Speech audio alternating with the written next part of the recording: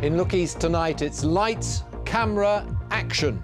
The region enjoys a multi-million-pound boost as the film industry puts East Anglia on the big screen.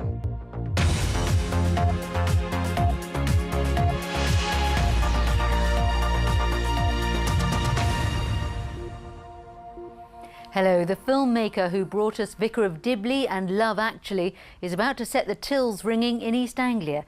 The latest film project from Richard Curtis is proving to be a money spinner as its huge team of technicians and cast moves around locations in Suffolk and Norfolk. Next month, thousands of volunteers will be extras for a big scene on the beach in Galston. The hope is the Stardust effect will draw in thousands of visitors to the region once the film is released. I'll be talking to Richard Curtis after this from Kevin Birch. Ready to get down to work down by the Deben, the dream team, Richard Curtis and Danny Boyle, who as much as anyone seemed to be savouring the very relaxed feel of this riverside retreat during rehearsals on the pub terrace before the cameras rolled for real. 2:26, take two. The crews thought of everything in dressing the set. There are even fresh bluebells, plastic ones. But beyond that, says CAMILLA Stephenson, who's supervising location manager, it's all about authenticity. And this area ticked every box. We very early on decided we wanted a film that was set near a coast. And so we basically travelled the country and stopping and starting in various places. And we just knew from the very early days that Essex, Suffolk and Norfolk would be perfect. Someone they thought would be perfect too was Rachel Wallace, who's now acting as stand-in for the film's heroine, the actress Lily James, but was discovered by chance by a member of the crew who just happened to pop into the cafe in Galston called Margot's, where she was working. So I go out in my apron and covered in all sorts, icing and stuff, and then I just met Candy, and she said, "Do you know what? You could be Lily's stand-in, you know." And I was, oh, I don't actually know what that is, but I'll do whatever. As well as Ramsholt, they've been filming at Acle, Dunwich, Lowestoft, Halesworth, Great Yarmouth, Clacton, Frinton and of course Rachel's Galston. And it's there they'll stage a beach concert in 11 days' time. They wanted 5,000 local people to play the crowd. Already they've got 8,000. Huge interest, no surprise, given Boyle's past epics like Slumdog Millionaire and Trainspotting, and from Curtis, smash hits like this. Tum-titty, tum-titty, tum-titty tings. So could this be the next big blockbuster? Well, among those watching progress today, 88-year-old George Collins, Ramsholt born and bred, and for the past 40 years, the Harbourmaster. What do you make of all this? All right, that's just something different. I mean, we see lots of people around here weekends. I mean, go to the pub and things, and the boats come in. But it's just all these people here wandering around working or trying to work. For this area, it could be a game changer. For Rachel, maybe a life changer too. Dreams come true. Yeah, they do. Madly. So far, the film doesn't have a title, but it does have an expected date for release, and that is September 2019. Kevin Birch, BBC Look East, at Ramsholt.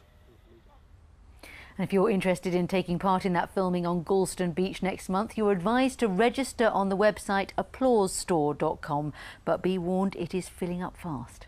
Well, this morning I went to Suffolk and spent a couple of hours on the banks of the River Deben watching the filming, and I sat down with Richard Curtis to talk about the film. It's directed by Danny Boyle, so it will be better directed than the movies I've made recently. And it's a film about a pretty unsuccessful musician in Suffolk who, due to some kind of cosmic incident, finds that he wakes up one morning and is the only person in the world who can remember the music of the Beatles. And it has very great consequences upon his life. And there's, as it were, life, love, ambition, truth. Should be dealing a bit with all of those issues. And you have got Ed Sheeran in it. Ed's in it, yeah. He's playing a character called Ed Sheeran, and he's quite convincing. He's quite convincing. Certainly, he looks completely right. But there's an element in the story of Ed's story, you know, who played in every shopping arcade and every pub in Suffolk before what happened to him happened to him. You've got a big concert on the beach. Yes. Galston. You want people to turn up for that. Yeah, we've got. Well, there's one. we do quite a lot of things. We've been in quite a lot of pubs around Suffolk where our hero is playing and there are 8 people, of whom only 2 are listening to him.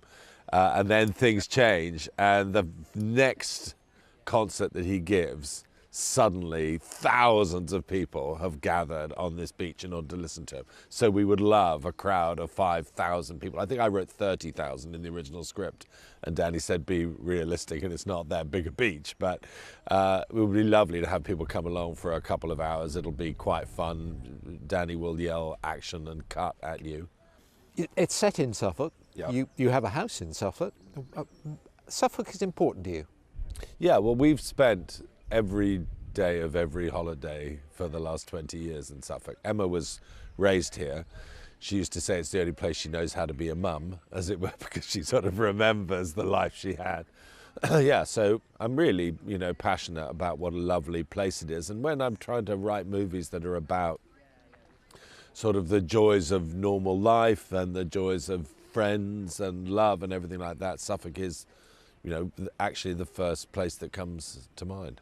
It's a pretty cold day today, but this is a gorgeous place to be, isn't it? Yeah, well, the scene that's going to happen, so often you think, well, I'm going to do this scene. And when I first wrote it, it was set in someone's living room.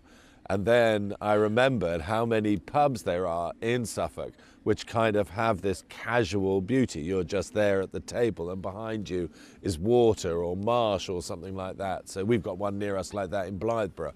So we suddenly thought, oh, we can have what's just an intimate little scene, but with this gorgeousness behind it. And we've done that a lot. And you're using local people a lot. Yeah, we are. I mean, we've got, the strange thing is amongst the extras that we've been using, I suddenly think, oh my good Lord, there's Sophie who runs the pub, and those are the 2 friends from the co-op in Walberswick. But yeah, we've used a lot of local people, and obviously all the people who are doing the stand-ins and everyone are all, from around here. How do you sit down and write something like this? I mean, where do you start? Is it just one moment? Yeah, well, where you start, oddly enough, this idea for this film, I didn't have. Someone told me the idea, and I said, oh, I'd love to write a script about that. And then the great advantage of films against novels is there's not that many words in them. So you can play around. So you'll say, oh, well, here's a good scene in the middle, and you have a go at that. And then you think, well, I know how I want it to end, and you have a go at that. And then you think, but how are we going to begin it? So it starts a bit piecemeal, and then eventually you have to write it properly. Are you one of those writers who stands over there saying, oh, I changed, that's not what I wrote. I said so and so and such. Actually, the funny thing is Danny's very accurate. He says, once we get there, let me just shoot what you wrote. But we changed a lot in rehearsal. And just there, we'd been running through it, and I thought of a couple of extra lines that I'd like to put in. So I'm both pretty rigorous, but also open to the humour of the moment. And you still love it?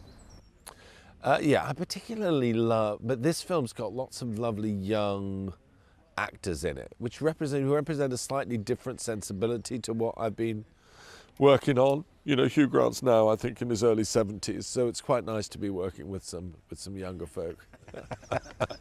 Richard Curtis, thank you very much. Not at all, what a pleasure.